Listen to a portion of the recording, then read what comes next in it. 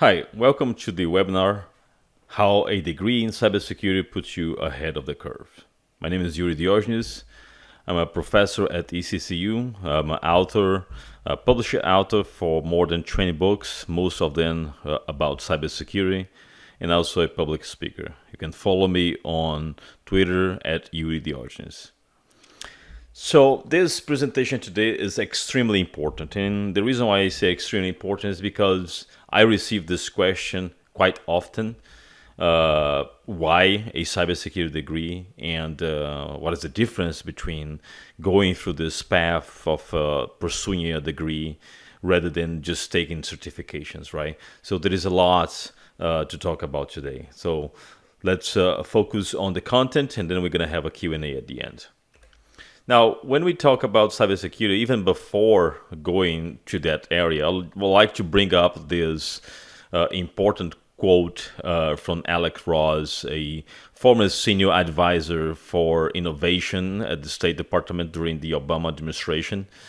He said, "If any college student asked me what career would most assure 30 years of steady, well-paying employment, I would respond cybersecurity."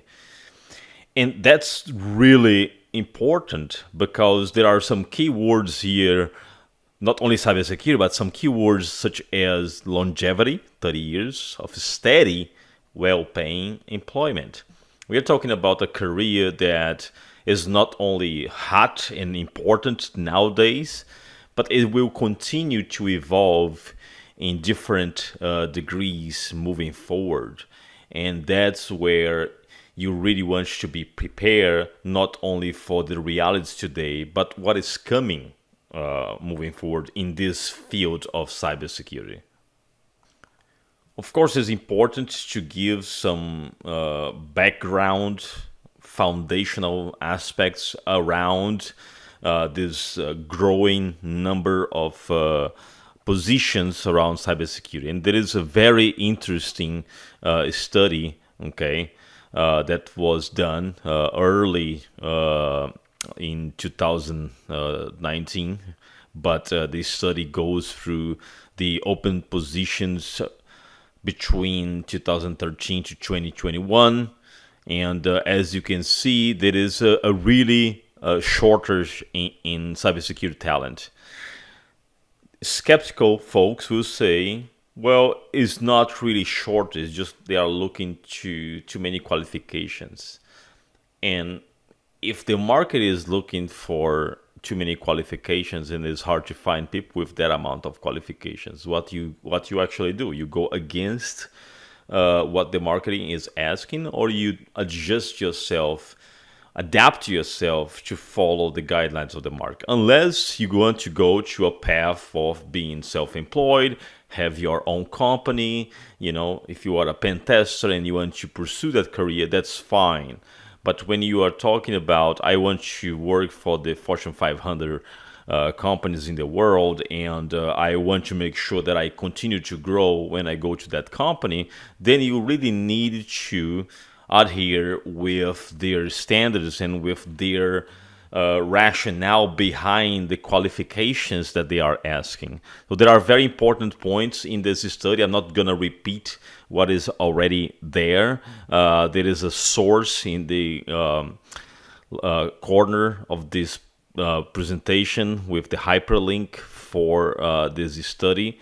I just wanted to bring this up to use as a foundation that there are many positions available, and it is a fact also that many of these positions are not fulfilled because the requirements are really high.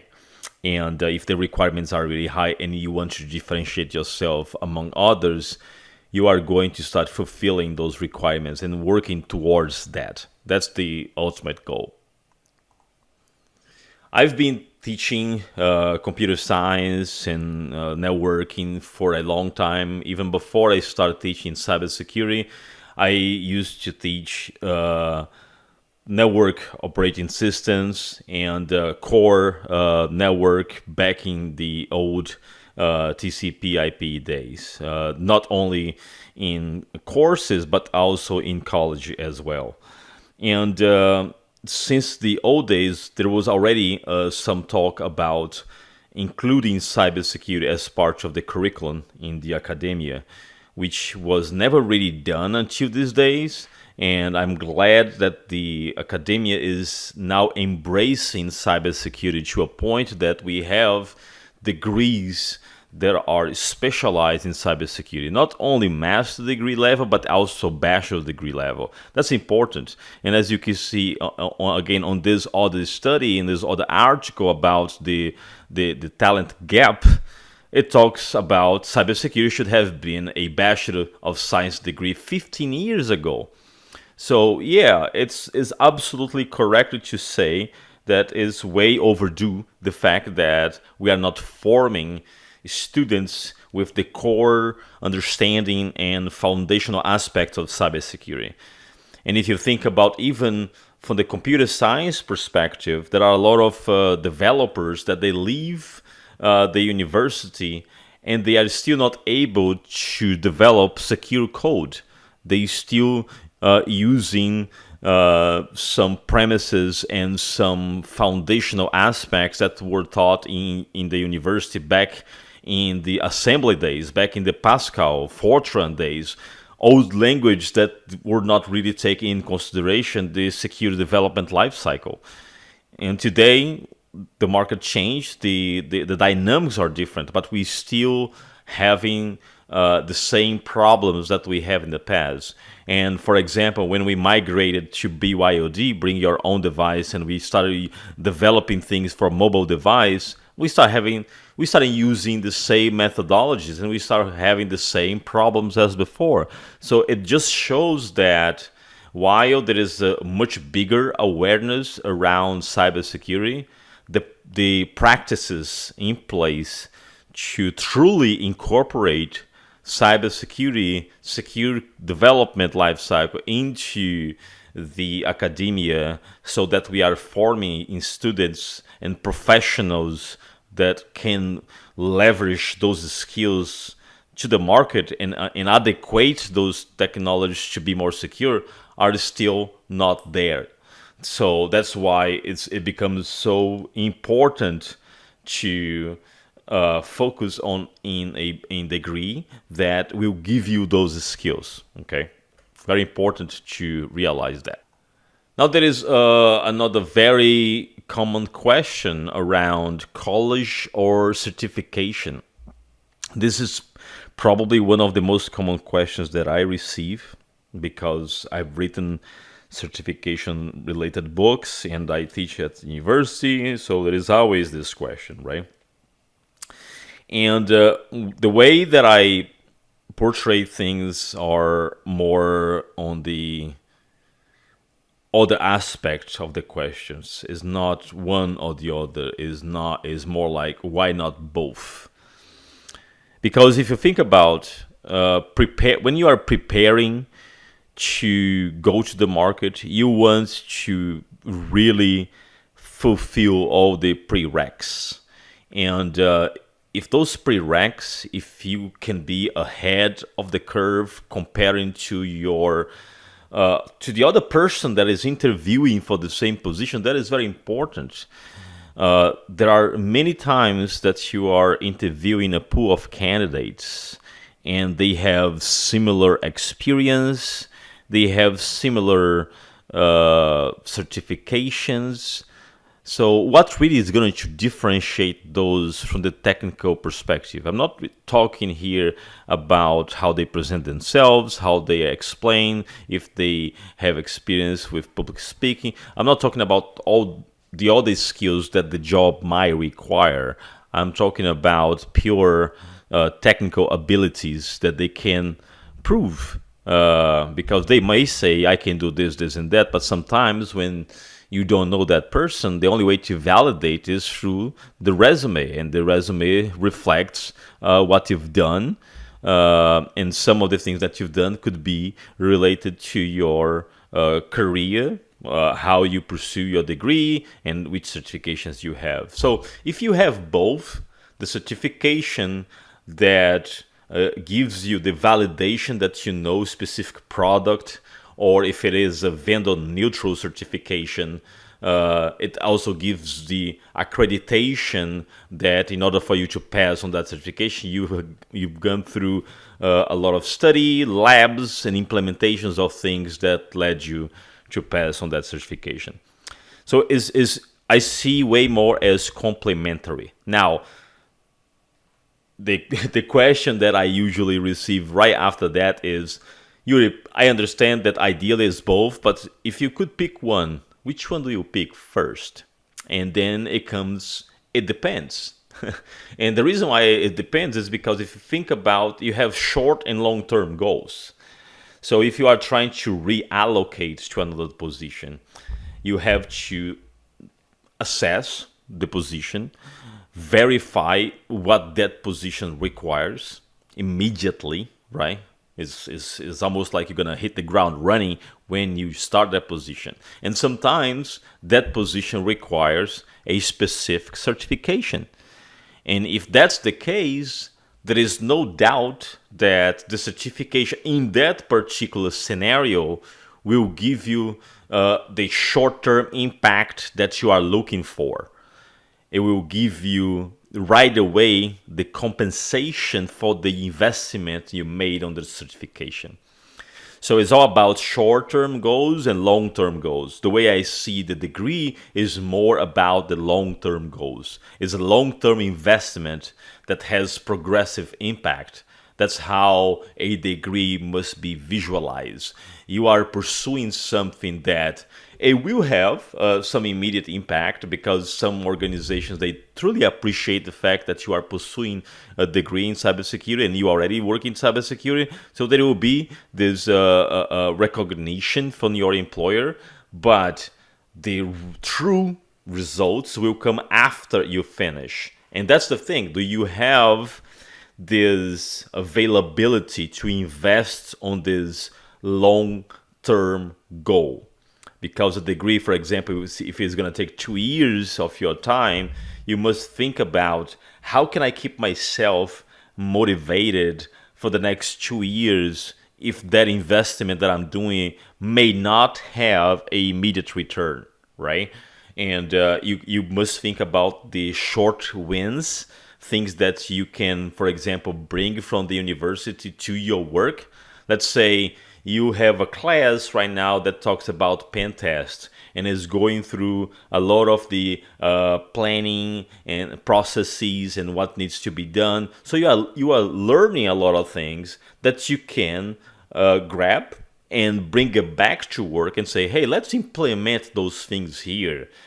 And that knowledge you gain because you went through this class that is teaching you that. So there are ways for you to not only keep yourself motivated for the next 2 years while you are pursuing this degree, but also have those short wins, have those small impacts that will have a bigger impact at the end. But it will also help your employer to recognize that not only you are pursuing this degree, but you are using this opportunity to improve the processes that are in place in the company. It shows that you are being diligent, you are bringing back the investment and giving back to your employer the opportunity to improve their security posture or their security hygiene. Okay, very important. But again, it comes with the initiative. You cannot hide from that responsibility. With great powers come great responsibilities, right? Spider-Man's grandfather said that. So it is true in this case. With great powers that we acquire through the degree program, it comes a lot of responsibility to do the right thing. And to do the right thing in this case, it means let's get my employer in this case in a better security state. So let me use those lessons learned to improve the secure posture of my employer. So that's very important. And in the last bullet, it also depends on how far you want to go, because some positions require a degree. That's very, very important. And I actually have a screenshot here of the Bureau of Labor Statistics when it talks about information security analysts. And as you can see here, the typical entry-level education required is a bachelor's degree. Now, don't take me wrong. There will be cases that the company might not require that, okay? Because the every time that we are talking about bachelor degree, master degree, there is always this controversial aspect that someone says, I am, I have this position in my company and I never need a degree. That's great, great for you. Great that you had the experience to go through this path. Now, is this path the most common path for everyone? Can I use this as a way to dictate or to advise the public how they should pursue a career in cybersecurity? Probably not, right? There will be many cases, there will be many professionals that they learn on their own, they did things and they are doing well in their career. And again, great for them.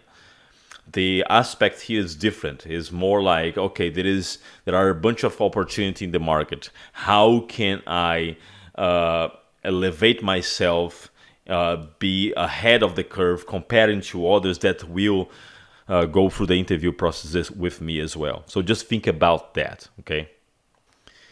There is also this very interesting study from Burning Glass, Recruiting Watchers for the Virtual Walls, the State of Cybersecurity Hiring, which was published June 2019. Very interesting. And as you can see here on this paragraph, some 88% of cybersecurity postings specify a bachelor's degree or higher. And roughly the same percent demand at least 3 years of experience. So this is very important. The demand is there. The demand is there. There are many opportunities that require that, and this is just to get started, right? So when you are investing on your cybersecurity program, you gotta look to the different perspectives, and sometimes there is also the geographical aspect. For example, if you are in certain regions of the world, you might not have the same level of opportunity if you are in different ones. Someone in the northeast of Brazil may not have the same amount of jobs in cybersecurity as someone in the south of the United States. So the demographics will vary this as well. Those studies that I'm showing here are based on US reality, but my point here is not only regarding the opportunities from the geolocation, the demographics perspective. I'm talking way more about your willingness to move on and go to a different place. Because when you are planning your career, when you are planning where you want to go, you needed to have that vision of, okay, 10 years from now, should I stay on my current state? Should I move to another state, or should I even move to another country so I can fulfill those dreams that I have and those goals that I have in the cybersecurity field? You might have to, right? And then the question that comes after that is, okay, so how can I invest on something that will give me global reach from the educational perspective, if it is a certification or if it is a degree, is recognized across the globe? So you have to have this mindset in this aspect of during your planning, your career planning aspect, okay? Very important, because again, the demographics and the opportunities will change. And there are cybersecurity enthusiasts across the globe that would like to pursue a better career in cybersecurity. And these people might have to move to a different location in order to achieve that. So keep that in mind, and make sure that you keep your horizon very open to opportunities, because sometimes you need to be on the right place at the right time. And when the opportunity lands at your door, you need to be ready to embrace. But the only way that for you to be ready to embrace is that you have all the prereqs that that opportunity is asking you to. Okay, very, very important. And then it comes the question, is it worth the investment? Is it worth to invest in a degree? And I go back to my previous slide and my previous rationale. It is a long-term investment with progressive impact. When I say progressive impact, is because of this. I've seen cases. I've been teaching at ECU University, EC Council University for almost 5 years now. Actually, 5 years now. And I've seen students that immediately after getting the degree, they got promoted. They got a better position in their company. Why? Because in order for them to apply for that position, they had to have a master degree in cybersecurity. So they were immediately promoted. Okay. Is this always the case? Of course not. There are different situations. Okay, and that's why I said progressive impact, because one thing that the degree will do to you is to open doors. Okay, it will open doors for you to do different things. In my case, for example, when I got my master's degree, it opened a new door. I was able to start teaching at DC Council University. So open another door to me to go to the academy and start teaching cybersecurity programs. Okay, for other people it means, okay, now I can aim for a director position. Now I can aim for a manager position. It depends on the demographics. For example, if you go to places like India, Brazil, there is a lot of the hierarchy aspect where the manager, the director, usually they need to have a master degree or at least a bachelor degree, right? So depending on the cultural aspect as well, some positions will require you to have those degrees. And if you already have, you just have a new door that you can walk in and move forward in your career. So that's another very important point. As your career progresses, it will enable you to pursue different career options. Because what I've seen over the years is that a lot of people that are hardcore techie, nerds, and like to do things deeply, with time, they want to pursue something different.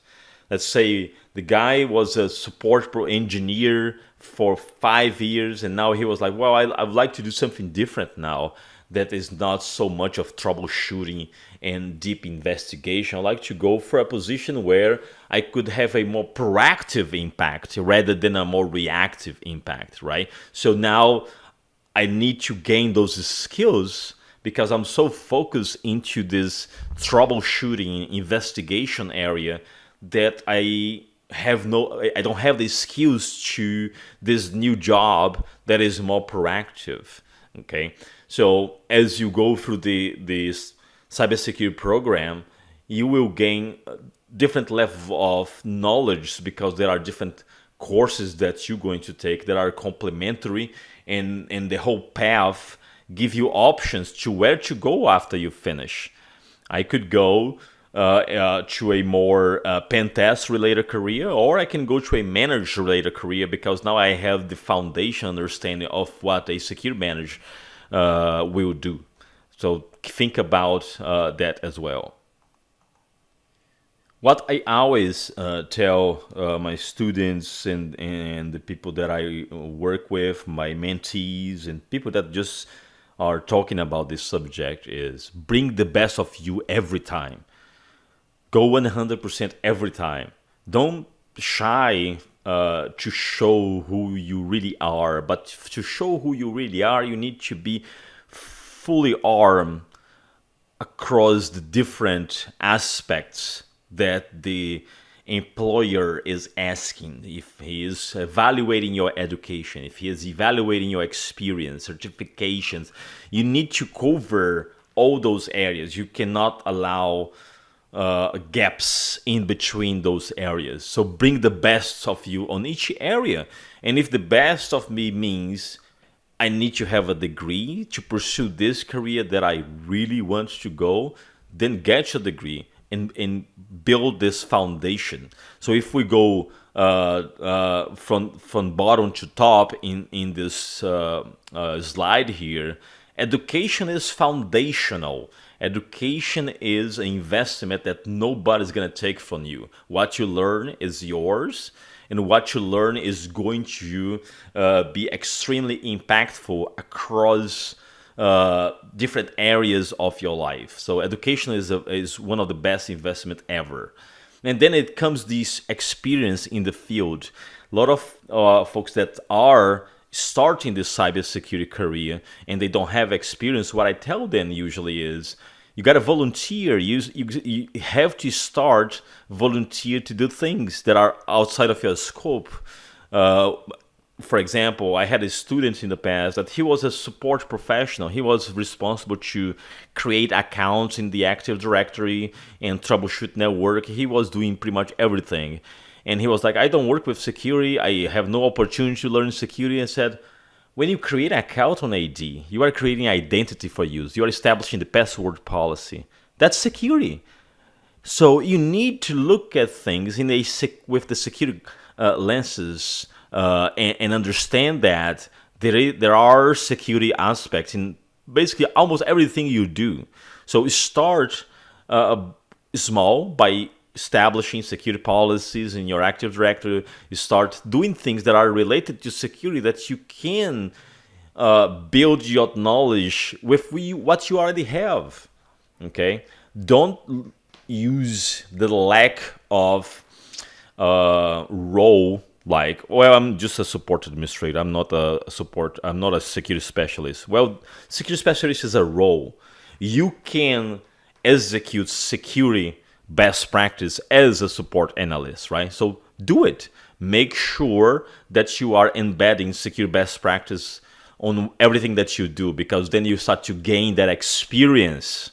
And when you start gain that experience, you will see, whoa, there's so much more things to learn. What should I do now? Well, why not get some certifications that are related to things that you are currently doing or things that you aim to do when you move to your next job? So you start to bring things together and fulfilling those gaps during the interview process, because now you have the education, you have the experience that you can tell the things that you've done, the certifications. Networking is extremely important. Make sure that you network and that you talk to people, that you go to events, that you participate in conferences, and when you are there, make sure that you are active. You are not passive. You are walking around, talking to people, exchange business cards, making sure that you have that networking. And the networking can be physical through those seminars and conferences and everything, or even virtual with LinkedIn.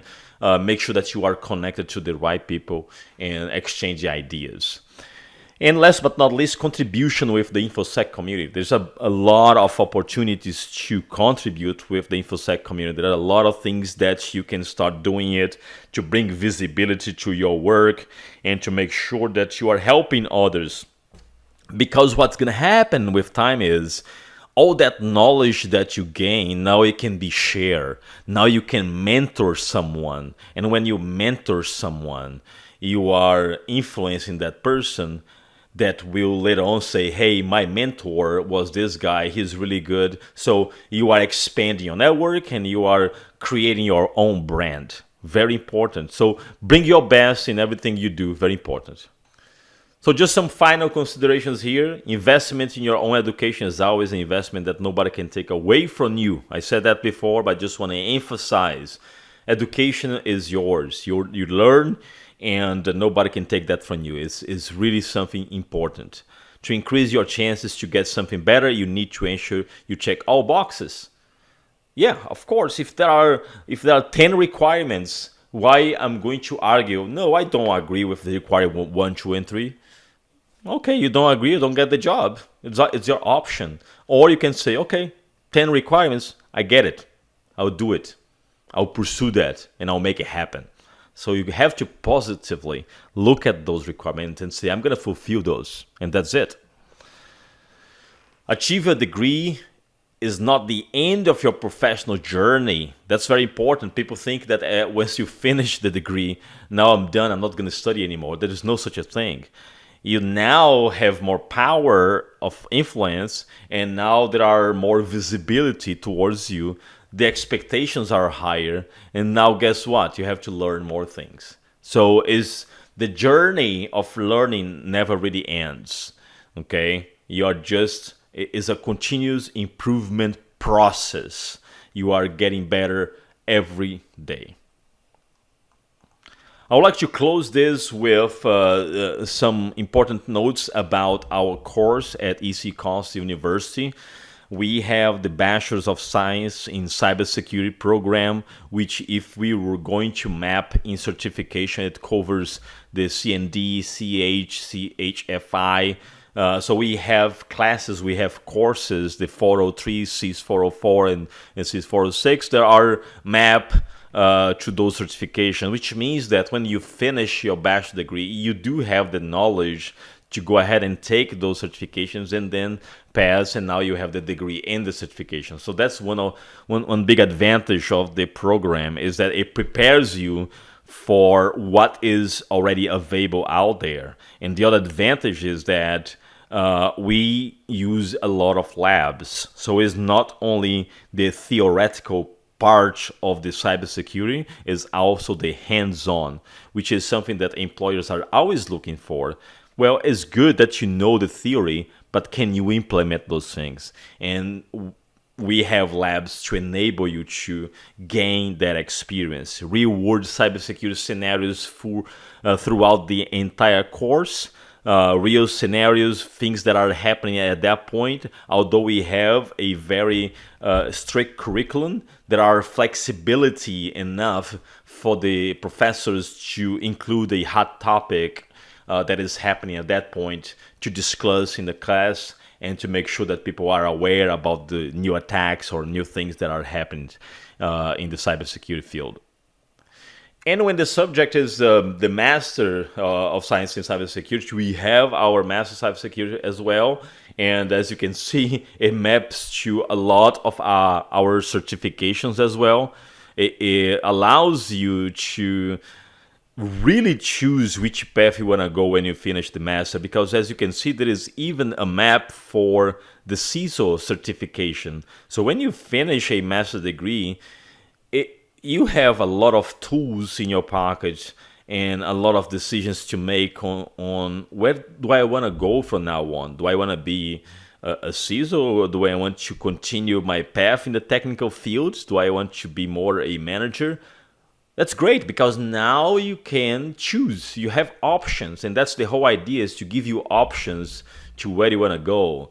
And just remember that options means you gotta love what you do. So you will see and you will feel throughout the course that some subjects will be more pleasure to you to learn than others. So make sure that you align the reality of the market with things that you like to do as well. Because, for example, I know a lot of people that they love being a pen tester and they don't want to go to a manager position, and that's fine. If they are happy doing what they do and they can continue to grow, why change? Happiness and professional fulfillment are important for them. So just make sure that you don't only follow positions that are paying more, right? What is the point of earning more money if you are not happy? So just make sure that you align both things. That's the ideal situation. So this is our Master of Science in Cybersecurity program.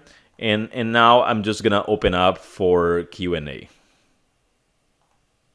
Thank you for your time. Follow me on Twitter at Yuri Diogenes. And let's keep up this conversation. And I hope that the webinar was good for you to continue to improve yourself in the cybersecurity field.